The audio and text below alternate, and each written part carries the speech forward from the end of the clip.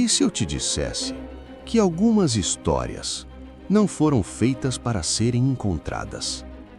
Histórias que os deuses esconderam, que foram apagadas da existência e que, mesmo assim, continuam voltando.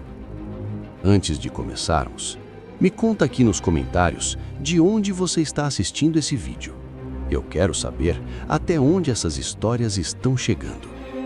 E se você gosta de mistérios antigos, segredos proibidos e tudo aquilo que ninguém tem coragem de explicar, já deixa o like e se inscreve no canal, porque aqui você não vai ver apenas histórias. Você vai descobrir o que foi escondido delas. Hoje você vai conhecer o artefato antes do livro, o segredo que nem os deuses conseguiram controlar. E quando você entender essa história, vai perceber que talvez ela nunca tenha acabado. Você achou que o livro de Niursag era o maior segredo da existência. Mas existe algo que veio antes dele. Muito antes dos deuses moldarem a terra, antes da vida existir, já havia algo esperando. Não foi criado, não foi invocado, foi encontrado. E quando os deuses perceberam o que era, já era tarde demais. Antes de nomes, antes de templos, antes da própria luz, existia o vazio. Mas não era um vazio comum. Era silencioso, mas não estava morto. Algo observava, algo que não pertencia àquele lugar. Quando os primeiros deuses surgiram, Anu, Enlil, Enki, eles acreditavam que estavam criando o mundo, mas, sem saber, estavam despertando algo que já estava lá. Foi Enki quem encontrou primeiro. Nas profundezas do Abzu, onde as águas eram escuras e antigas, ele sentiu uma presença. Não tinha forma, não tinha voz, mas respondia. Quando Enki se aproximou, o impossível aconteceu. A água ao redor parou. O tempo travou. E diante dele, algo surgiu. Não era um objeto comum. Era uma forma impossível de compreender. Mudava constantemente, como se não obedecesse às leis da realidade. Os deuses o chamaram de muitas coisas, mas nenhuma era suficiente, porque aquilo não podia ser definido. Não tinha começo, não tinha fim. E pior, não reagia como algo inanimado. Ele respondia. A presença do artefato fazia o ambiente mudar. Espaço se dobrava, pensamentos não eram mais privados, e a própria existência parecia instável. Enki levou o artefato aos outros deuses. Foi um erro. No momento em que ele entrou no reino celestial, tudo mudou. Deuses começaram a ter visões. Alguns viam o futuro, outros viam coisas que não deveriam existir. Um deles começou a falar uma língua desconhecida. Outro simplesmente desapareceu, sem luta, sem som, como se nunca tivesse existido. Foi então que Niursag se aproximou, a criadora da vida, a única que entendia os padrões da existência.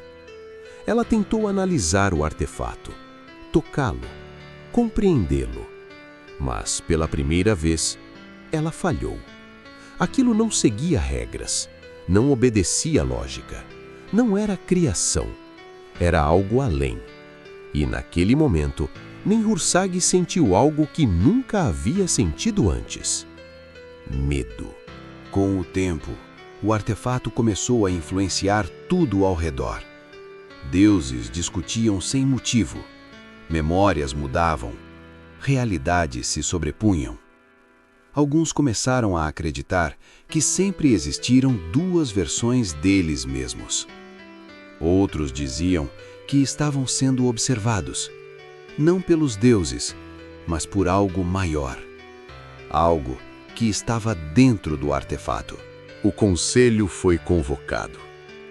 E pela primeira vez, os deuses estavam com medo. A decisão foi simples: destruir o artefato.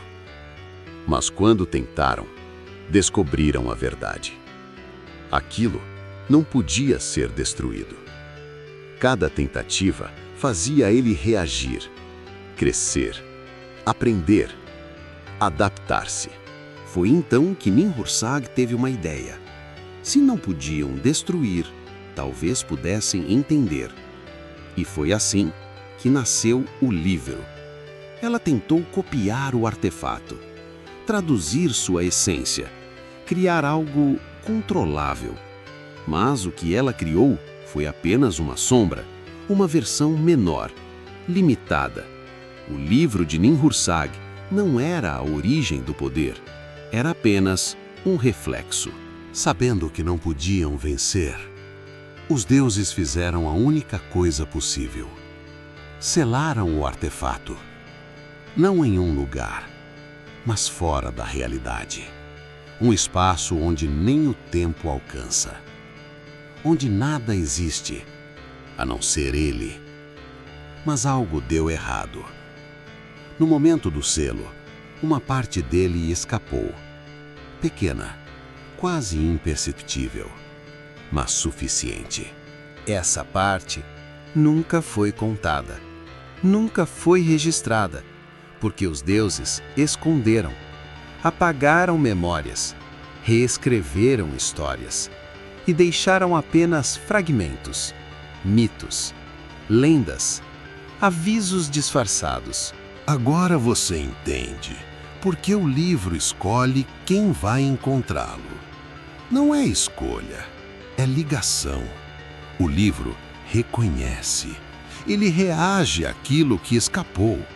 E aqueles que sentem o chamado não estão sendo escolhidos, estão sendo marcados. E dizem que existem pessoas hoje que já foram tocadas por essa presença. Pessoas que começaram a ver coisas, a ouvir coisas, a mudar, sem perceber. Porque o artefato não está mais preso. Ele está fragmentado, espalhado, e lentamente está tentando voltar. E quando ele tiver completo novamente, nem os deuses poderão impedir o que vem a seguir. E agora você entende que isso nunca foi apenas uma história. O artefato não desapareceu, não foi destruído e muito menos esquecido. Ele foi dividido, espalhado e escondido onde ninguém pensaria em procurar. Mas talvez não seja você que encontre esses fragmentos. Talvez eles encontrem você. Agora me diz uma coisa, você acredita que isso é só um mito? Ou acha que existe algo real por trás dessas histórias? E mais, você teria coragem de ler esse livro, mesmo sabendo o preço? Comenta aqui. Se você quer continuar explorando esses mistérios, essas histórias esquecidas e tudo aquilo que os deuses tentaram esconder, se inscreve no canal, ativa o sininho, porque essa foi só a primeira camada. No próximo episódio, você vai descobrir algo ainda mais perturbador. O que aconteceu com aqueles que foram tocados pelo fragmento? E quando a verdade começar a aparecer, talvez já seja tarde demais. Se inscreva no canal. O artefato antes do livro. O segredo que nem os deuses conseguiram controlar. E quando você entender essa história, vai perceber que talvez ela nunca tenha acabado.